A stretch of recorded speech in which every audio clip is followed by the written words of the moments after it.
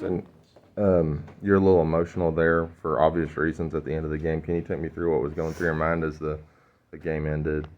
I mean, just when I heard them say 1 minute remaining in the game, and I looked at the clock, it just tore me to pieces because I knew that it my last high school game with those boys. It's my last game with a good group of boys that's made a lot of history. It's a special team, and I just was watching it go to its final seconds. Coach, what did you think about as far as like uh, the first half versus the second half? What did you think was going on? I mean, we come out with some momentum. Give Frank Hughes credit; they done a good job of handling that and switching. So they've been doing what they do, and we didn't respond. We didn't make shots, and ultimately that's on me. That's my responsibility to have us ready to deal with those momentum swings and to make shots. But I thought our kids played hard. Their kids played hard. Our kids played their heart out, and just couldn't be more proud of them. The start was ideal, though. I mean, come out, first ever state tournament appearance, and y'all go up and Cardinals make a shot. And everything's kind of going as planned, right? It was, and then we, they started getting the ball inside on us, rebounding the ball a little bit, and give them credit for what they did, and then we just missed some shots, and once the momentum shifted, we never could get it going back in our direction. Coach before was talking about how they made a little bit of adjustment to kind of attack y'all's zone there in the second half. From a layperson, looked like they were just going inside. What did you see out of them as far as what their offensive adjustment was? Yeah, they were attacking, getting the ball inside, and we didn't adjust. And again, that's on me. I mean, we got to be ready to adjust and be able to adjust right there, and we didn't. And give them credit. And again, our kids continue to play hard. It was just at that point they were able to make shots, and we didn't. Made that minor adjustment, and it made a big difference. You struggled to get to the free throw line tonight, just 5 free throws. Did you feel like, maybe you weren't attacking the basket like you usually do, or what do you kind of attribute that to? We probably didn't attack it as much as what we should. It's just one of those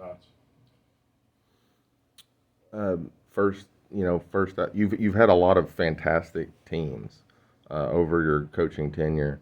Where is this team when you think back about this season? When you think back about this team, where do they rank? And then as far as just what does the history mean? The fact that Jellico's never been to state. Well, it's hard to compare teams, obviously, but they have done something that no other team in our school's history done. So that certainly puts them as one of the best teams ever at Jellico High School. And they've certainly been a group that were enjoyable to work with, and great young men. First of all, great representatives of our school, and it means the world to our school and our community. It lets people know that you can do that at Jellico. So hopefully these young men have laid some building blocks for future teams to do the same thing. John, what was the atmosphere like out there? Like once you guys had a lot of time to think about it, a lot of time to like look at games. When you finally got out in the court in the middle of the game, what was the atmosphere like? Trying to work hard in the zone was one of the key things I knew that would have been for the success of the game. So I knew once we got out there and they started working and getting the ball inside that we needed to make an adjustment, but it just didn't. It just didn't happen like it needed to.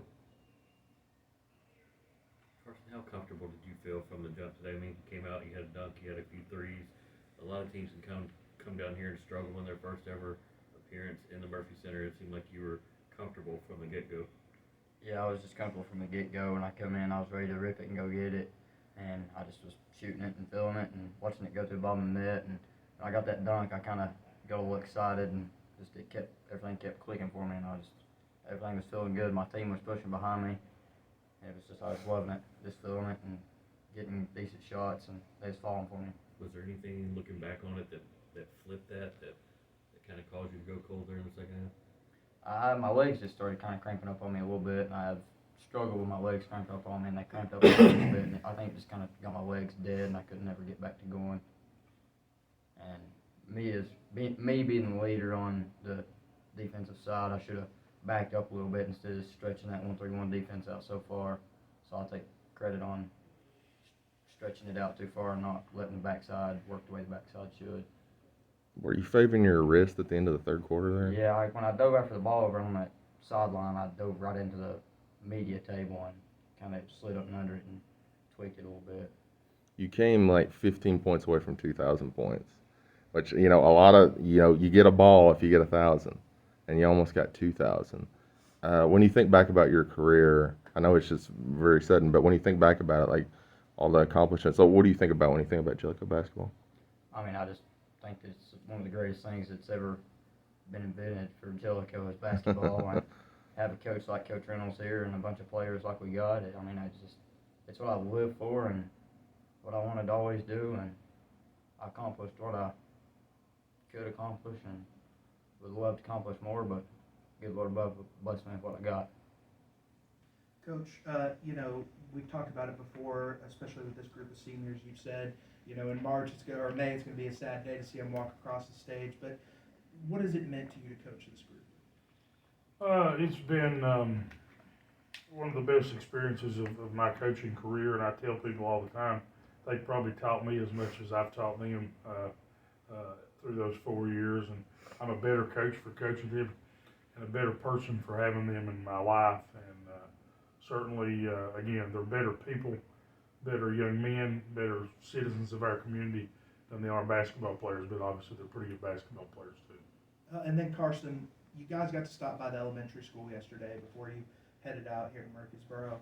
What did that mean to you guys to see all the young kids with all the signs out there, and you know you guys were their heroes?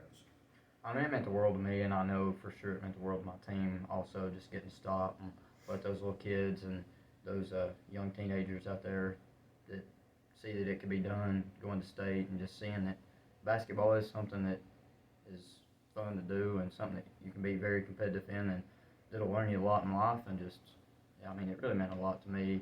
I'm sure it meant a lot to these other boys. I mean, we was just loving it. I'll go again. John, only been playing basketball for 2 years. You know, it's you had a great season last year, an even better season this year. What has this experience been like for you? It's been fun.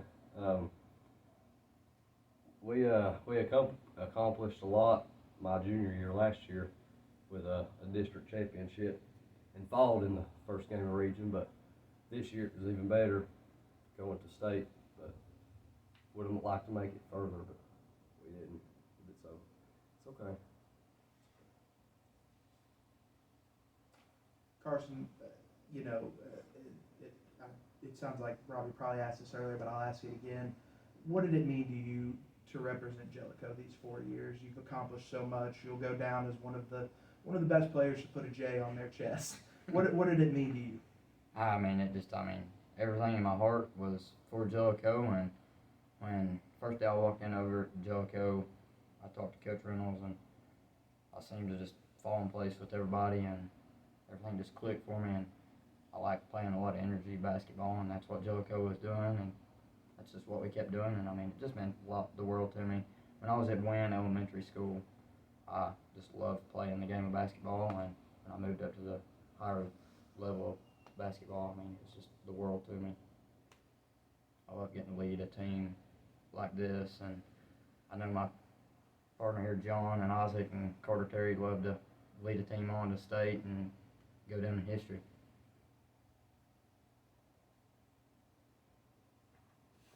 Thanks, guys. Thank you. Thank you, guys.